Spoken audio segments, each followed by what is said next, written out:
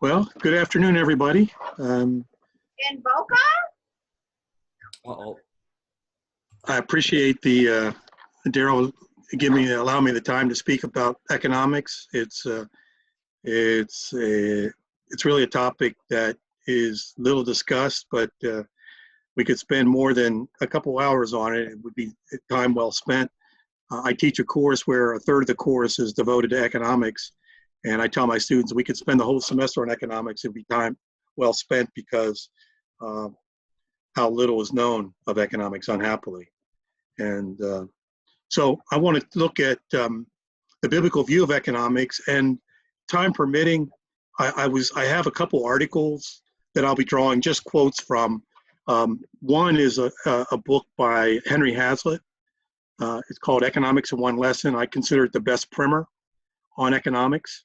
And the other is actually, as preparing for this, I came across an article by C.S. Lewis. It's called Slaves of the Welfare State, that was written in 1958. And I thought I'd draw a little on that, time permitting. And then as time, even whether it's at the end of the session or maybe at the end of after Daryl speaks, I just had some resources if you're interested in this topic that might be helpful. So that's where we're going with this. And so with regards to economics, the term economics, the biblical view, really is drawn in the Greek from Luke 16, 1 through 4. Let me pull that up. Some of you are probably familiar with this. The roots of the word, it's oikos, it's the house, the Greek word for house, and nomos is the, can be translated law or rule. So oikonomos is house rule, but it's translated steward in Luke 16, 1 through 4. This is the parable about the good manager, the good steward. So, inherent in the term economics or oikonomias is stewardship. This, where we'll be held accountable for all that we're given. And, you can see from the term that the OI comes into the English language as a E, hard C. So inherent in economics is this whole idea of stewardship, being a good steward with what God has given us, whether it's giftings, resources, time. And so, again, economy, and then with regards to work, and this actually this gets back to Genesis. Work, as we know, reflects the image of God. Work is not a result of the fall. Okay, we know from Genesis 1 in the creation account that God worked for 6 days and then he rested. And so work is really in the fabric of who we are, and really the fabric of the universe. And even in the garden, Adam had to cultivate or tend or keep or preserve. The Hebrew words tend, evid, is actually the word we get to serve in Hebrew. So even in the garden, Adam still had to tend the garden. And so work is not only not a result of the fall, but is actually it's a means of resource dominion. And this is really the dominion mandate coming out of Genesis 1, 26 through 28. And I'll read that. And really the key verse is 28, but it says, "Then God said, let us make mankind in our image, in our likeness, so that they may rule over the fish in the sea and the birds of the sky, over the livestock and all the animals, and over all the creatures that move along the ground. So God created mankind in his own image. In the image of God, he created them. Male and female, he created them. God blessed them and said to them, be fruitful and increase in number, fill the earth and subdue it, rule over the fish in the sea, the birds in the sky, and every living creature that moves on the ground." So not only are we given the mandate to take dominion over creation, but work is the means by which we exercise dominion. It's really, this is where actually science comes in. We are to make godly exploration, knowledge, and usage of creation, and to be good stewards. and it's also the way we produce wealth. Okay, so even if we own nothing, if we have no property, we can exchange our labor for either food or or pay. But the key biblically is liberty. We have to be free to do that. And I would argue without that freedom, then we really aren't free. And this is really embodied in the Declaration of Independence of the United States, even in our Constitution, that no man can be deprived of life, liberty, or property without due process. Um, so that's the key, but we need to be free to do that, to exchange our labor for whatever we need. Not that we won't, we may not experience times of poverty or at least want. We're not really promised that, but we shouldn't be in a perpetual cycle of need, because we can always exchange our labor, given that we're able-bodied. So, and then with regards to work, and there we've seen a shift in the really idea of work, or how work is perceived. It used to be that work was seen as a form of worship, worship of and unto God. We would dedicate our talent or talents unto God, and so it was a form of worship. And the place where I see this the most when I travel, particularly since I spend a lot of time in Latin America, you see this idea. Even with the creation of the cathedrals, where people used to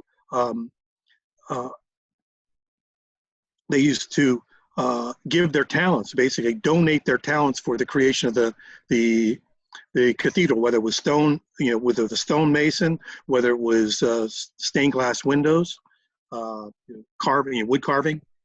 So we've moved from this idea of work as a form of worship into the this is under the impact of rationalism. Works as a means of complying with the laws of nature, which is good as far as it was going. And then with the impact of utilitarianism, sort of we end up with workaholism. Work becomes an end in itself. And then in the most recent iteration, process philosophy, secular humanism, work, like everything else, is meaningless. So the goal becomes to do as little work as possible for the most pay possible. The problem with that, and we see this in the United States, where we are almost 50-50. We have people that receive from the government and other people are working, supporting them. And it's caused this tension in our own country. But it doesn't produce productive activity. And without productive activity, no nation or any civilization is long for this world. We need to be productive. In fact, as I'll be arguing, that's really where our wealth lies. It's what we produce and what we consume.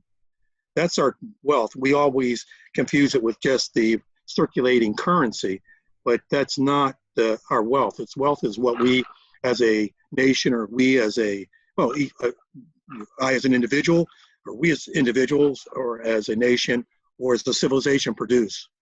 So what has happened, it's basically doing as little as work as possible for the most money possible. I always remind my students that that's the way it is boiled over into education. Is you do the little work as possible for the best grade possible. So then, and these are from the. I don't have all these. I have all the page numbers. The Hazlitt quotes are actually from a book called Economics in One Lesson. Again, it's the best primer on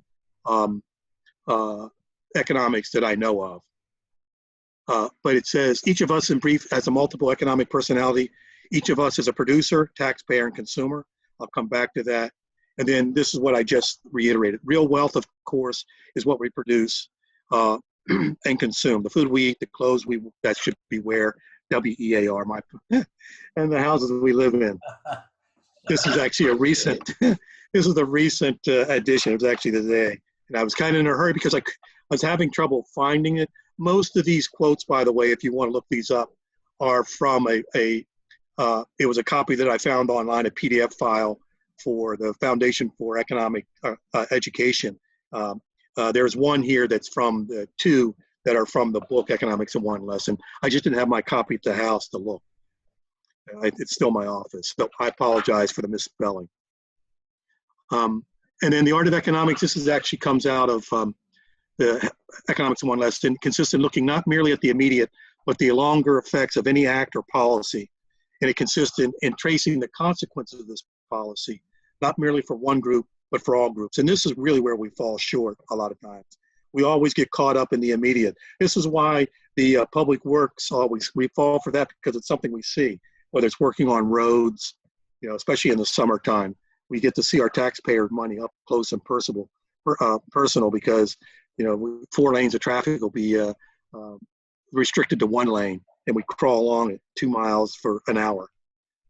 And then what is prudence? And this is actually a quote from Adam Smith that is cited in Hazlitt. What is prudence in the conduct of every private family can scarce be folly in that of a great kingdom. So we should expect that which works for the individual should work for the community or the civilization, the same principles. Again, liberty being the key. And then this is, again, I don't have to go through this, but this talks about the bad economist and what we're talking about, that we don't just look at the immediate impact of a policy, that we look at the long-term effects. And it's really what's never done in society. Even in the United States, we never take, the war on poverty, I'll use an example. We've never taken a step back to see, has it worked? Has it produced what we said it was going to produce? And if it doesn't, then can it be a good policy? If it makes a resource, whether it's resource, capital, labor, if it makes it more scarce, the question then you can ask is, can it be good policy?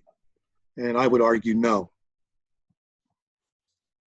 So with economics, some of the principles we'd expect to find in biblical economics is private property would be the foundation of it. And again, the basis for that is that the commandment, thou shalt not steal. It actually presupposes that you can't steal that which is not possessible. So private property, but not private property in the absolute sense, with basically what is mine is absolutely mine. Why? Because there are times, and you may that God, the Lord will ask us to give some of it or all of it away, give it to someone else, or to share what we have. So private property is the foundation. And again, I'll come back to that principle. And then also the market is the mechanism for determining prices and wages. That, again, this is assumed that the market is the best way for determining prices and wages. Normally what we call the market isn't, it's as regulated as any. And that causes a lot of problems, especially in prices and wages. But again, everything else being equal, the market is a mechanism. So we would argue then the market, with one important modification, modified by justice, that, and I would argue not just in economics, but that should be the end in every area of life, justice, mainly because you have to have truth, or absolute truth in an absolute sense, to have justice. Without justice, then, if you do not have absolute truth, then you cannot have justice, even though the word is still thrown around. You can't have justice, and what economics and really domestic politics and international politics, in the final analysis, degenerates into a quest for power. And in the United States today, we're really seeing that played out. Economics, well, actually, the pandemic is being used to really gain more power. But the market modified by justice, and I'll give you an example. If you, I used to live in Belize. I worked with Youth with a Mission in Belize, and we used to get a lot of our lumber from the Mennonites. There was a large Mennonite community that had actually originally migrated from, as you know, from Germany, and then went to Canada, and then Canada to Mexico, and then from Mexico to Belize. So, and they had an Alaskan lumber mill. So we would buy our lumber from them. And sometimes some of the lumber, it would have knots. And they could have charged us, for that board foot. But if it had a knot and they knew that we could not use it, they wouldn't charge it for us. They could have, but they didn't. And I would argue that's justice and an example. Not the only, you can probably think of many as well, but that was one in my own experience. And then with regards to biblical Christian charity, this is, as we know, the love of God, and the church is responsible. It's not the only organization responsible. It really should be leading the way. Jesus says that the poor will always have with us, and that's because man has fallen.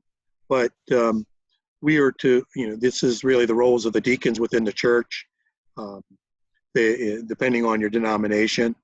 But it's charity, the love of God, where we minister to those who cannot work. Not that they are able-bodied and can work, but that they're not able to work for whatever number of reasons.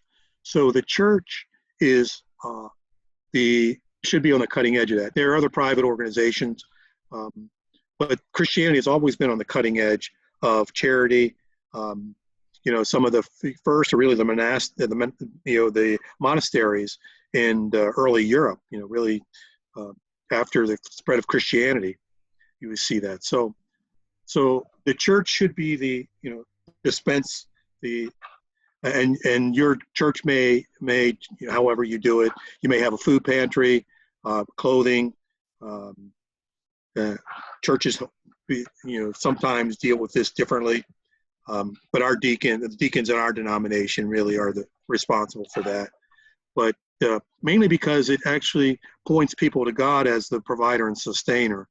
And this is the critique. This would be the Christian critique of the welfare state. Not, we don't oppose it necessarily just on utilitarian grounds. That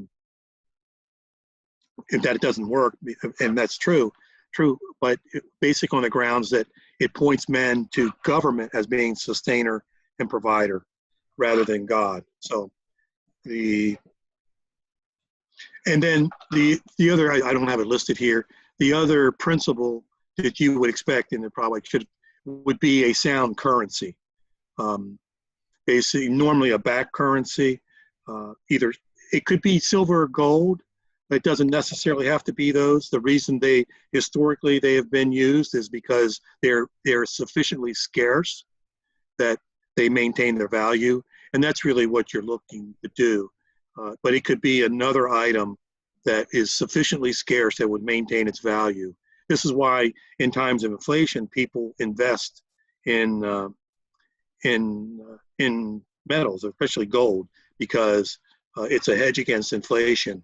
Because if the economy begins to tank, then the price of gold and silver will go up. In Latin America, where I've worked predominantly, it was silver early on. They did have gold, but they found two large silver deposits, one in Mexico around Zacatecas, and then in Bolivia, what is today Bolivia, used to be the Peruvian viceroyalty. So let me see, but a back currency, basically a sound currency, and this really gets at the just weights and measures in Scripture, that government should maintain just weights and measures, one weight, one measure for everyone. It doesn't vary, and that's really the goal there. And then practically all government attempts to redistribute wealth and income tend to smother productive incentives and tend toward general impoverishment. It is a proper sphere of government to create and enforce a framework of laws that prohibits force and fraud, but it must refrain from the economic interventions. And the government's main economic function is to encourage and preserve a free market. This is where in the United States, I believe the First Amendment comes in, where the government is to maintain freedom of speech, freedom of worship, freedom of assembly, freedom of the right to address grievances, freedom of the press. And So that basically is maintaining a framework where people can freely assemble, freely speak, freely publish their ideas. Now that's being eroded as we speak in the United States, in some states. But that is, I would argue, its main function. Obviously, I'm arguing for a limited government, not a big government, if you will. So, again, that's from Henry Hazlitt. A lot of wisdom in Henry Hazlitt. And the book was written, I want to say, the first edition came out in 1946. So it's been around for a while. It's a series of essays. It was very well done, very succinct. The essays maybe no more than 5 or 6 pages tops.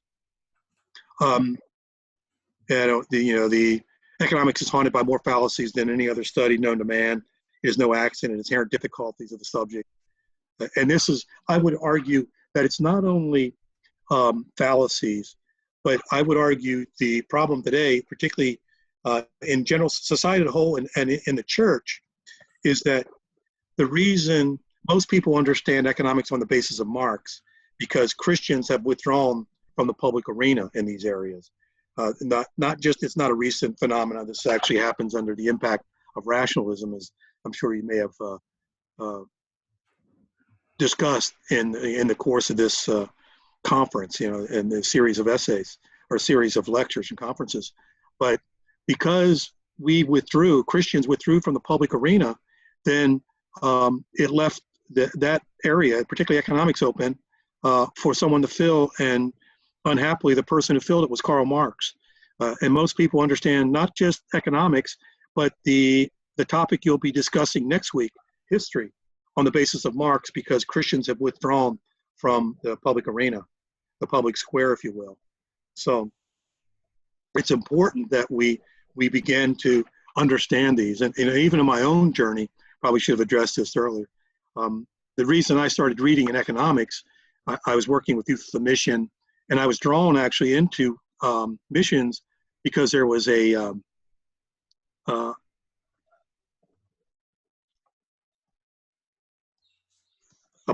ministry. It was called Project Lord.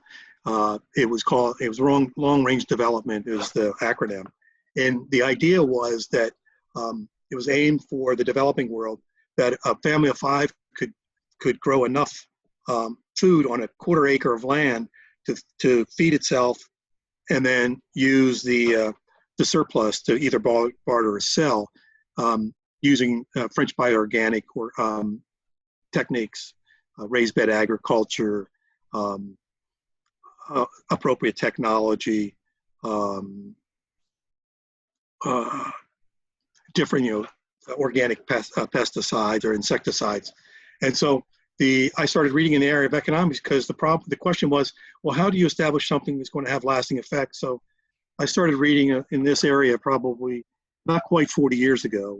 I was probably early 1983, 84 when we were on the field. So, but it's a lot of the fallacies is because we've withdrawn from this area, Christians.